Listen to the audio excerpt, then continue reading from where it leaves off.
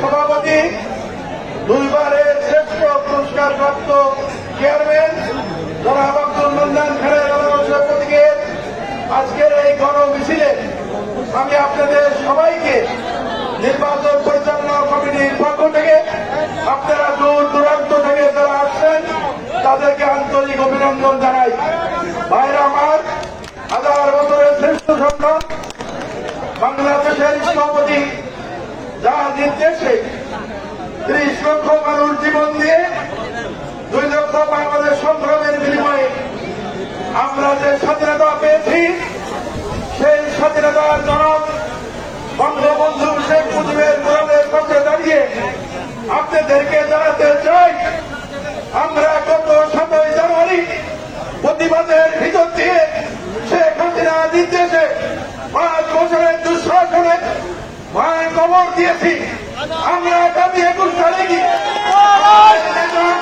সাদ্দাম খানকে সাধারণ ফাঁকা প্রতীকে ভোট দিয়ে আমরা নতুন করে কুমারখালীর উন্নয়নের পথ প্রশস্ত করব, সেই আশাবাদ আমার আছে।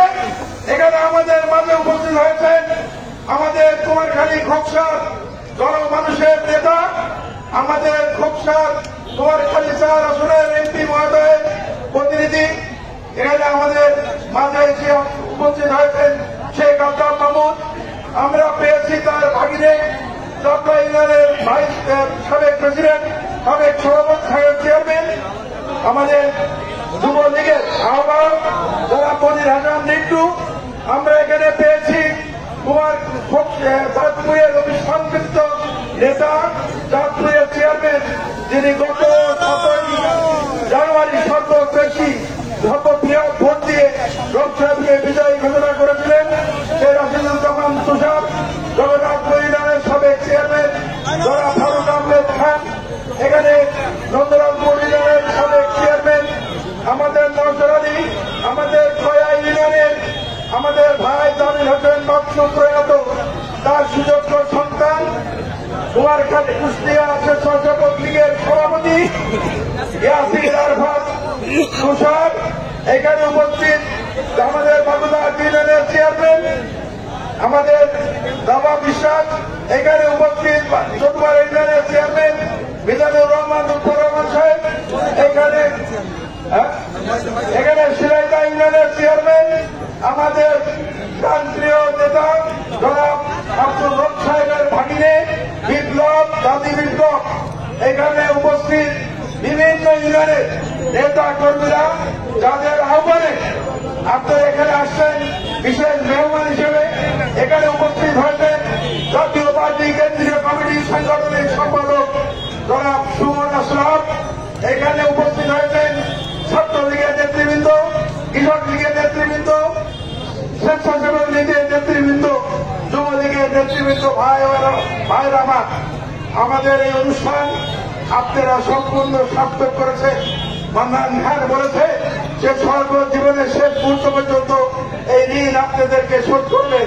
আমি আপনাদেরকে উদ্যাপ্তভাবে জানাতে চাই, কুমারখালী শহরকে পরিচ্ছন্ন, কুমারখালী শহরকে মডেল শহর, কুমারখালী ঐতিহ্য ফিরিয়ে আনার লক্ষ্যে আমরা জননেতা আব্দুল হক সাহেবকে বিজয়ী করেছি। আমরা ২১ তারিখের ভোটে মান্নান সাহেবকে বিজয়ী করে ২ নেতার হাত ধরে এই কুমারখালীর উন্নয়ন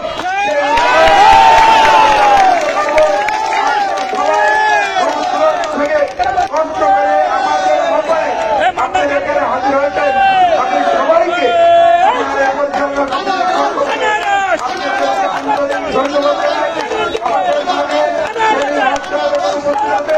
আমি শেষে একটা অনুরোধ শুরু করবো, আর মাত্র ৬ দিন।